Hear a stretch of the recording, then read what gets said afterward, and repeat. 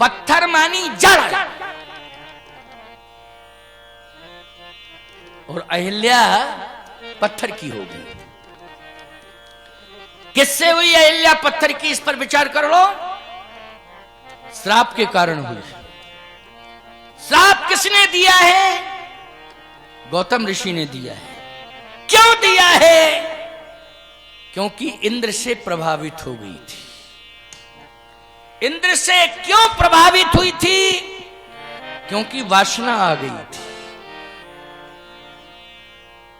क्या आ गई थी अहिल्या में, बोलो भाई? वासना। इंद्र में क्या आई थी? वासना।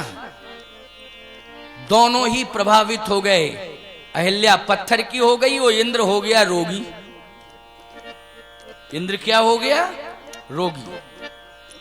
वासना जब प्रभावित करती है तो दो कंडीशनें होती हैं, या तो बुद्धि में पत्थर पड़ जाता है या फिर शरीर में रोग आ जाता है।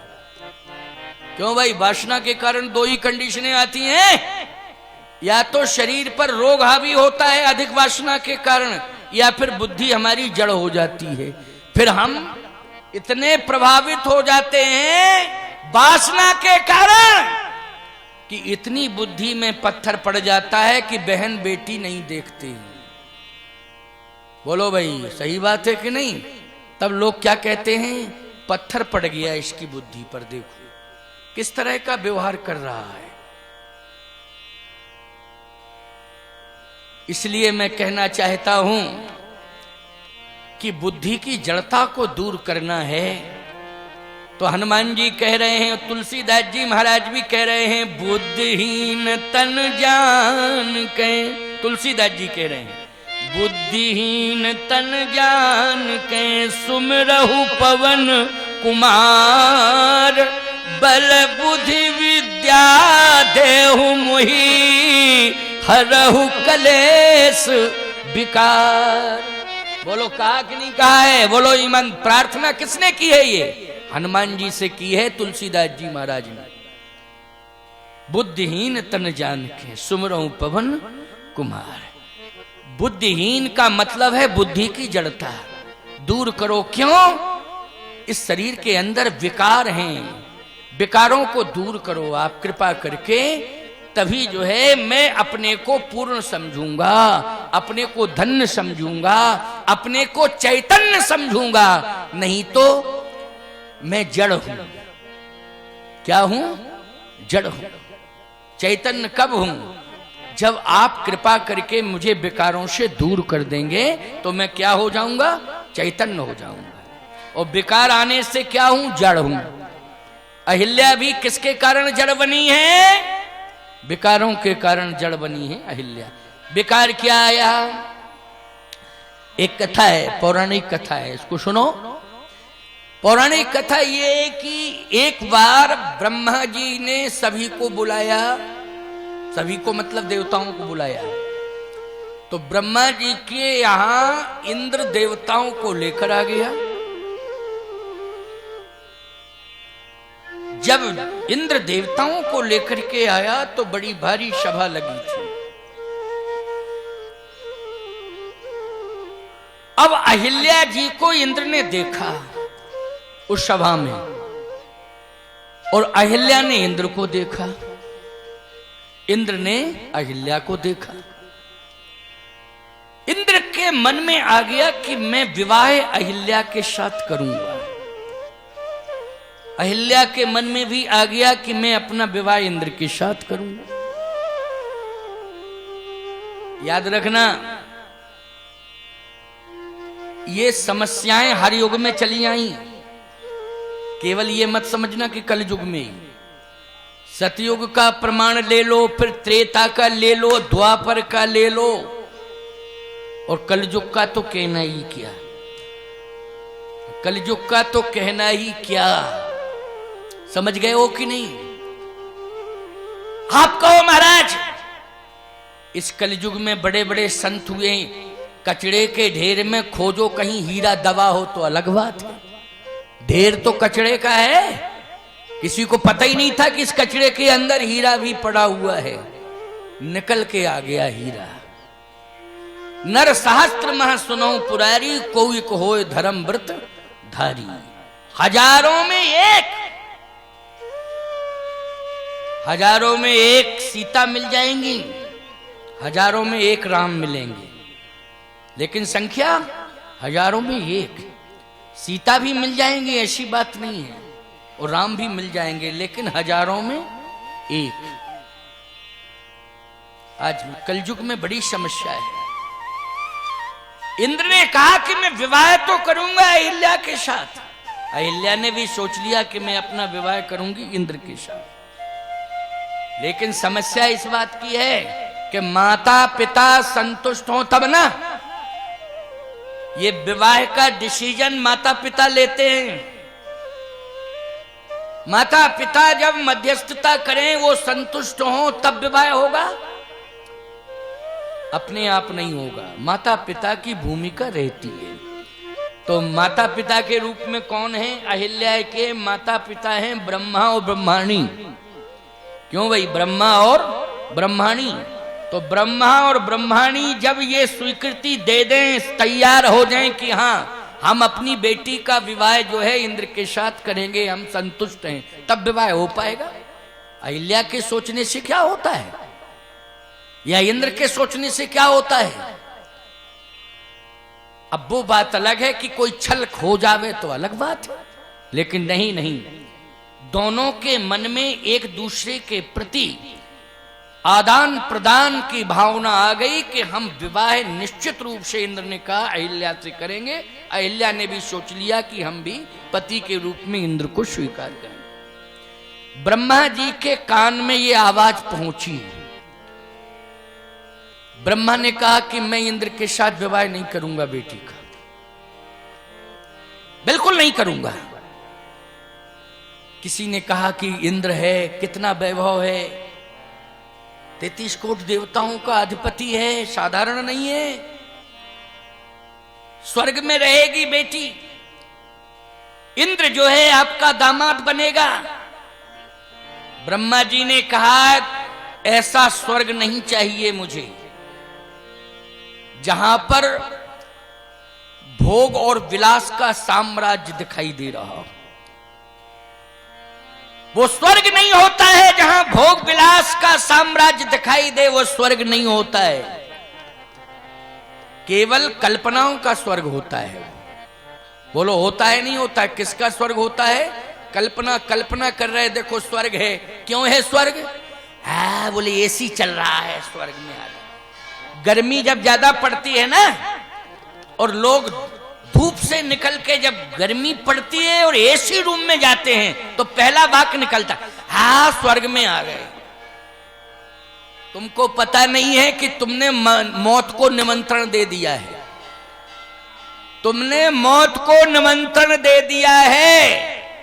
अब तुमने कृत्रिम ठंडक को स्वर्ग मान लिया है, तुम उसके आदी हो रहे हो। इसलिए एक दिन वही एसी जो है ब्लॉकेज कर देगा और तुम्हारा हार्ट अटैक। क्यों भाई हार्ट अटैक होगा कि नहीं होगा? कितने लोग हैं जो सुविधाओं के कारण मर जाते हैं, भूख के कारण लोग नहीं मर रहे हैं, भोजन के कारण मर रहे हैं। अच्छा, भोजन करने से मर रहे हैं कि भूख के कारण मर रहे हैं? पहले सही बात बताओ। भोजन करने के कारण मर रहे हैं, भूख के कारण नहीं मर रहे। ये तो किंवदंती है, भूखों मर रहे, भूखों मर रहे। भूखा मरता ही नहीं है, भूखा नहीं मरता है।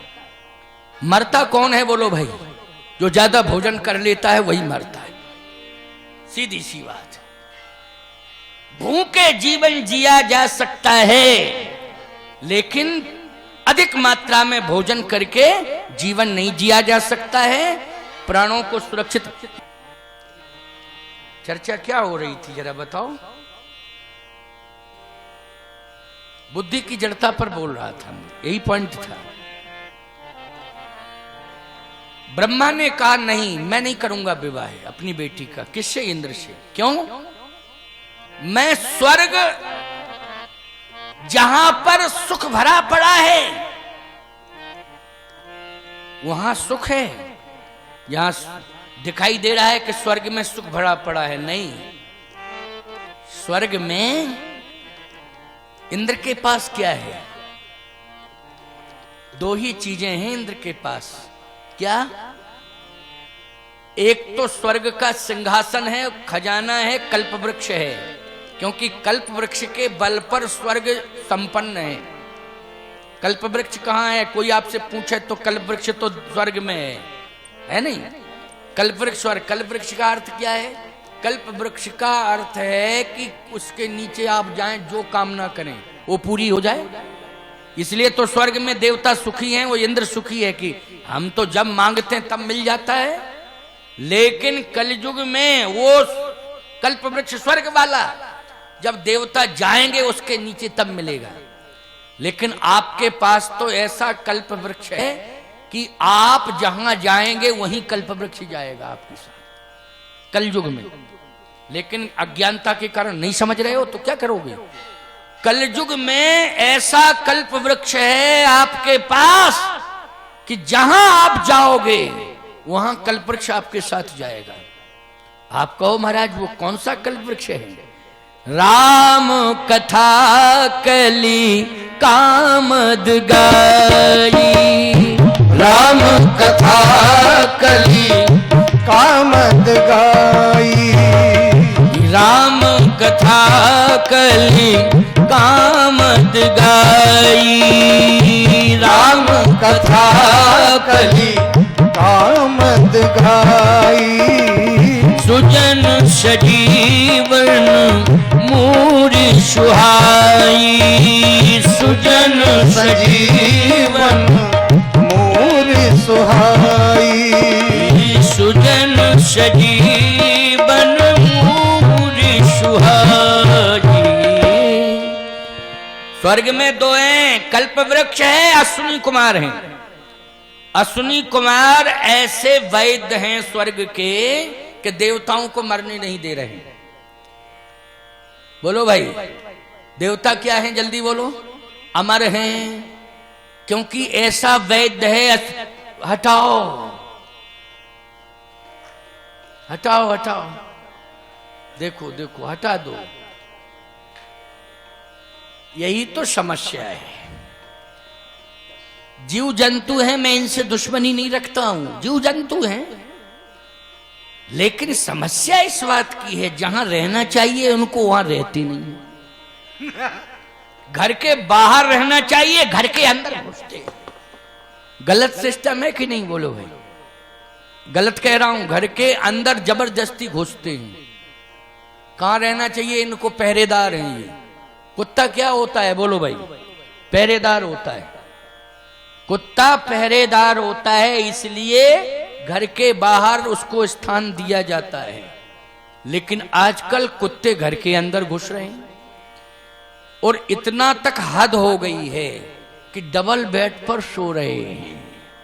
बड़े बड़े अरबपतियों के यहां आप देखिए तो हम आपको क्या बतावें, झूठी बात मैं कभी कहता नहीं, आंख से देख लेता हूं तब कहता हूं। एक बार सवेरे 4 बजे एक उद्योगपति का लड़का लेने पहुंच गया स्टेशन पर। मैं ट्रेन की यात्रा में था, स्टेशन पहुंचा। उन्होंने पहले से कहा महाराज हमारे यहाँ ठहरेंगे आप। हमने कहा ठीक है ठहर जाएंगे, कोई बात नहीं, तेरी श्रद्धा है। स्टेशन पर पहुंच गया, बड़ी वीआईपी कार लेके पहुंचा। जैसे पहुंचा मैंने कहा साथ में कोई आया है? बोले मंकी आया। मंकी मानी बंदर, बंदर। और बंदर था, पला हुआ था। तो हमने कहा कोई बात नहीं, बंदर है, पला हुआ है, आया है, पला हुआ है तभी तो आया है। मैंने कहा कोई बात नहीं। जब मैं गया तो जैसे ही मैंने बैठने की कोशिश की, अपरिचित था तो मेरी नाक पकड़ ली उसने, मंकी ने। क्योंकि अपरिचित था ना मैं, तो उसने इशारा किया, देखो पला हुआ था। गुरुजी हैं? नहीं नहीं। तो छोड़ दी उसने नाक। लेकिन वो नाक झंझनाती रही जब तक मैं घर तक पहुंच, क्योंकि पहले ही उसने तेज गति से पकड़ी और उसके नाखून पूरा प्रभावित किए। अब हम क्या बतावें, गुस्सा ही आता रहा मुझे बैठे बैठे। मैंने कहा ये नालायक को मंकी भेजना चाहिए था साथ में, भेज दिया। और कोई बात नहीं, पला हुआ था तो झंझनाती रही नाक। अब जैसे ही मैं पहुंचा, मैं आपकी सत्य कह रहा हूं, घर के अंदर घुसा तो अंदर कुत्ता घुसा था, तो कुत्ता आया दौड़ के दोनों पंजे रख दिए। मैंने कहा अच्छा बेवकूफ आदमी, स्टेशन पर ले गया तो मंकी को ले गया, और घर में घुसाया तो कुत्ते को सामने कर दिया। घर वो कुत्ता अंदर था, पता नहीं था कि अंदर, हमें क्या मालूम, वो पला हुआ था। जैसे ही पहुंचे तो हाँ करके दोनों पंजे और सीधा जो है मुंह फाड़ के खड़ा हो गया। उसके दांत देख करके हमने कहा ये भंडारे की तिथि कब मेरी निश्चित है, क्योंकि ये इतने नुकीले दांत इसके। अब हमने धीरे से कहा क्यों काटता तो नहीं है? बोले कल ही खरीदा है, आज पता लग जाएगा काटता है। हमने कहा कुत्तों के काटने का परीक्षण महात्माओं से शुरू करवाते हो, ये बंदर और कुत्ते महात्माओं के लिए तुमने पाले हैं।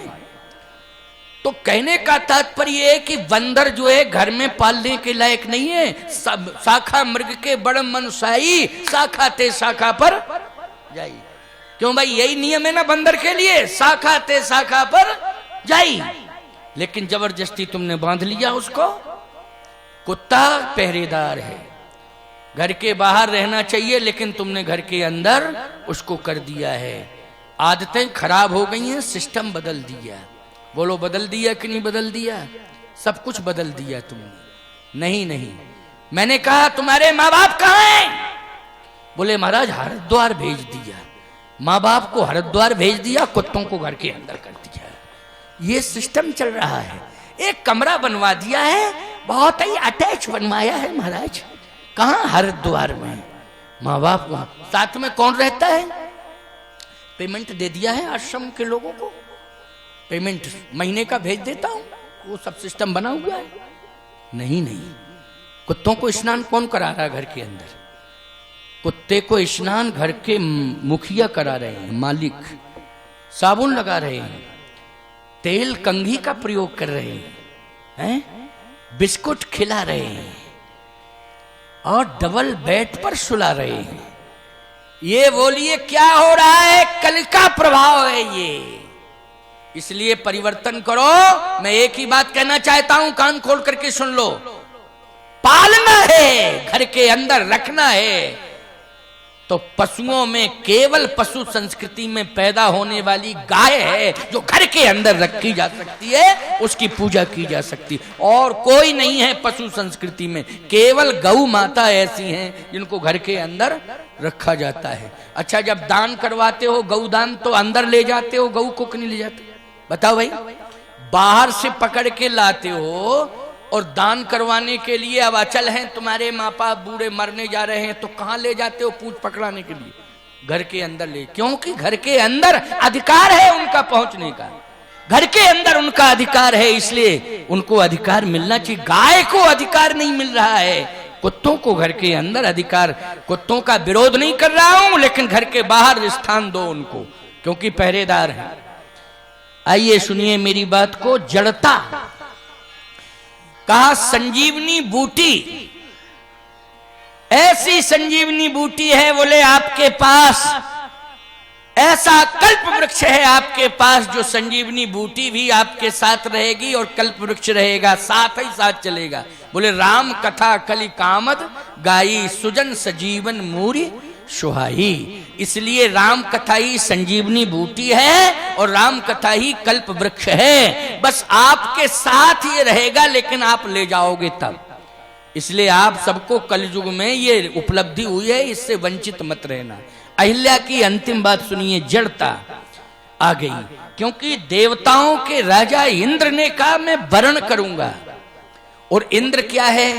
बोलो, वरण कौन करने जा रहा है? बुद्धि का वरण करने कौन जा रहा है? गोस्वामी जी कहते हैं ऊंच निवास नीच कर तूती, ओ देख न सकई पराई विभूति। ऊंच निवास नीच कर तूती।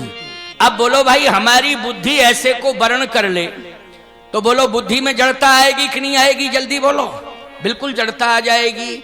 ब्रह्मा जी ने कहा नहीं करूंगा विवाह, कभी नहीं करूंगा, वैभव से हमें कुछ लेना देना नहीं है। किसका खजाना होना चाहिए? जिसके पास संस्कारों का खजाना होगा, मैं उसी के साथ अपनी बेटी का विवाह करूंगा। संपत्ति का खजाना है उसके साथ, संस्कारों का खजाना है उसके साथ मैं विवाह करूंगा। अच्छा, जो घरवर कुल होए अनूपा, तो करिए विवाह सुता अनुरूपा। दूल्हा का एक नाम है बर। अच्छा एक बात बताओ, विवाह के कार्ड में, शादी के कार्ड में बर वधू को आशीर्वाद देने के लिए पधारे। बर वधू ये नहीं लिखते वो दूल्हा दुल्हन को, बर और वधू। बर मानी क्या होता है? बर मानी श्रेष्ठ, यानी वो बर बन गया है श्रेष्ठ। आचरण श्रेष्ठ होना चाहिए कि नहीं, तब बर बनने का अधिकार है। और जिसका आचरण श्रेष्ठ नहीं है वो बर नहीं है, गोबर है। क्यों भाई, काय का बर है वो? इसलिए जो घर वर कुर होए अनुपा, तो करिए विवाह सुता अनुरूपा।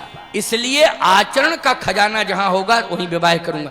खोजे, गौतम ऋषि खोजे, खोजते खोजते कहां पहुंचे? एक महात्मा तपस्या कर रहे थे। जानते हो वो महात्मा कौन थे? गौतम ऋषि। गौ मानी इंद्रिय और तम मानी अंधकार। जिसने इंद्रिय जन अधिकार, इंद्रिय जन अंधकार पर नियंत्रण कर लिया हो। बोलो भाई, इंद्रिय जन अंधकार पर नियंत्रण कर लिया हो, वही है गौतम। समझ गए हो कि नहीं? तो सीधी सी बात यह है कि हमारे जीवन में इंद्रियां अनियंत्रित हो रही हैं, इसलिए अंधकार छाया हुआ है। यदि हम उन पर नियंत्रण कर लें तो हम भी गौतम बन जाएंगे प्यारे, और बुद्धि की अहिल्या हमें प्राप्त हो जाएगी। बुद्धि रूपी अहिल्या, ब्रह्मा की बेटी। याद रखना, ब्रह्मा की पुत्रियां कौन? एक तो सरस्वती है और दूसरी कौन है? ब्रह्मा की बेटी अहिल्या है। अब बताओ सरस्वती की कितनी बड़ी महिमा है। बोलो, बुद्धि की अधिष्ठात्री देवी कौन मानी जाती है? सरस्वती मानी जाती है, क्योंकि ब्रह्मा की पुत्री है, इसलिए सरस्वती बुद्धि की अधिष्ठात्री देवी है। और अहिल्या भी ब्रह्मा की पुत्री है, इसलिए बुद्धि इसके अंदर वर्ण किसने किया? गौतम ने किया। और ये संयोग किसने जोड़ा है? ये संयोग जोड़ा है ब्रह्मा जी ने, और विवाह कर दिया। बहुत अच्छी बात, इतनी अच्छी बात की बतावें आपको कि ब्रह्मा जी ने निर्णय लिया और विवाह कर दिया तो पुत्र हुआ। कौन? सतानंद। सतानंद विशेषता क्या है? ज्ञानियों में ज्ञान श्रोमण महाराज जनक, और जनक जी ने पुरोहित के रूप में किसे बनाया, स्वीकार किया? सतानंद को। इतने बड़े ज्ञानी ने जब पुरोहित बना लिया है सतानंद को, तो ईमानदारी से बताओ परम ज्ञानी है कि नहीं? क्योंकि यहां अयोध्या के पुरोहित कौन हैं? बोले दशरथ के पुरोहित इक्ष्वाकु वंश से वशिष्ठ जी महाराज हैं, और निम्न वंश के पुरोहित कौन हैं? बोले सतानंद जी हैं। लेकिन सतानंद जी किसके पुत्र हैं? अहिल्या के हैं, गौतम ऋषि के पुत्र हैं। तो बोलो, ये संस्कारों के प्रभाव से इतनी योग्य संतान मिली कि नहीं मिली?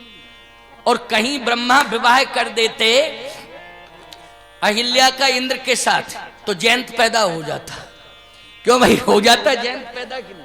क्यों, हुआ था कि नहीं हुआ था जयंत?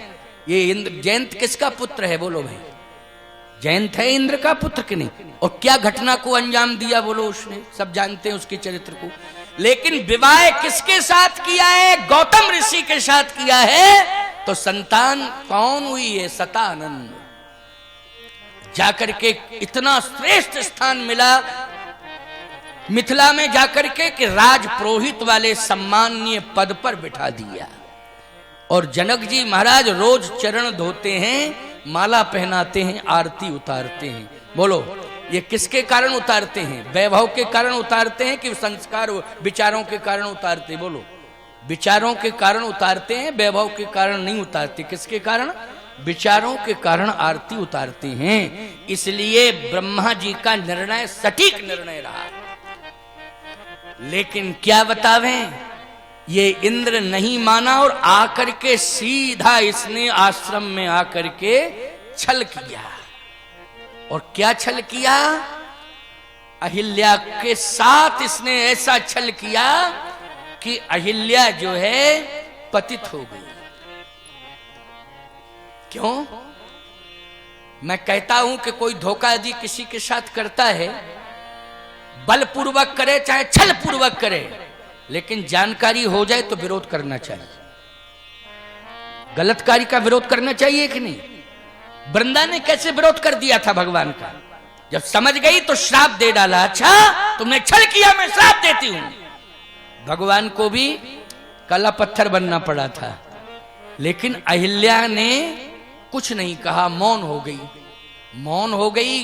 गौतम ऋषि आए, दोनों को दंड दे दिया। दंड मानी श्राप दे दिया। क्या? अहिल्या से कहा तू पत्थर हो जा, पत्थर हो गई। इंद्र से कहा तू सहस्त्र योनिज हो जा। इंद्र जो है सहस्त्र योनिज हो गया, पूरे रोम रोम में रक्त निकलने लगा। याद रखना, रोम रोम से रक्त निकले बहुत खतरनाक बीमारी है ये, जिसको गलित कोड़ कहते। समझ गए हो कि नहीं? क्या रक्त यदि रोम रोम से निकलता है, दूषित रक्त। कौन सा रक्त निकला है? दूषित रक्त निकला। तो दूषित रक्त, ईमानदारी से बताओ, ये बीमारी है कि नहीं? बहुत बड़ी बीमारी। रोम रोम से दूषित रक्त निकलने लगा। अश्विनी कुमार के पास गया, मुझे बचाओ, मेरा उपचार करो। अश्विनी कुमार बोला मेरे पास कोई औषधि नहीं है। नहीं तो अश्विनी कुमार ठीक कर देते। फिर अब क्या होगा? अश्विनी कुमार ने कहा कि एक ही उपाय है, तुम सहस्त्र नेत्रों से जब भगवान का दर्शन करोगे तो तुम्हारी बीमारी दूर हो जाएगी, तुम रोग मुक्त हो जाओगे। तो इंद्र ने जब भगवान का दर्शन मिथिला में किया, बोलो तभी ये बीमारी दूर हुई कि नहीं हुई? किससे हुई बीमारी दूर? जल्दी बोलो। भगवान के दर्शन से। ये जो वासना का प्रतीक है, रोम रोम से दूषित रक्त निकलना, जब तक हम भगवान का दर्शन नहीं करेंगे तब तक हमारे जीवन से वासना समाप्त होने वाली नहीं है। भगवान का दर्शन, भगवान की कथा सुनेंगे तो हम वासना से मुक्त हो जाएंगे। कोई अश्विनी कुमार जैसा सामर्थ्यवान वैद्य भी उपचार नहीं कर पाया। उसने जवाब दे दिया कि नहीं नहीं, मेरे वश में नहीं है। मिथिला जाना पड़ा, भगवान का दर्शन करना पड़ा, तब उसकी बीमारी दूर हुई। और जड़ता अहिल्या की कब दूर हुई? जब भगवान को जाना पड़ा। यानी सतानंद जैसा पुत्र जो इतना योग्य है, अपनी मां का उपचार नहीं कर पाया। बोलो कर पाया क्या? नहीं कर पाया। लेकिन उपचार किसने किया है? जल्दी बोलो। दोनों का उपचार भगवान राम ने किया है। इंद्र को दर्शन दे करके ठीक किया है, वो अहिल्या के ऊपर